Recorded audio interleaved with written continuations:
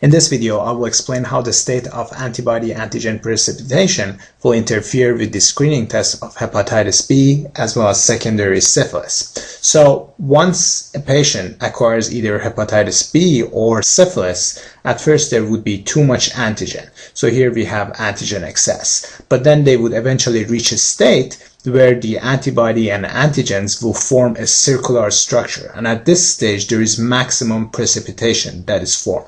And then later on, there would be more antibody that is produced, and thus the precipitation would decrease. So in patients with hepatitis B, once they reach the equivalence zone, this is referred to as window period, because at this stage, neither the hepatitis B surface antigen nor the hepatitis B surface antibody can be detected in the serum, and thus these patients will have a false negative test for hepatitis B. So in window period for hepatitis B occurs during the equivalence zone.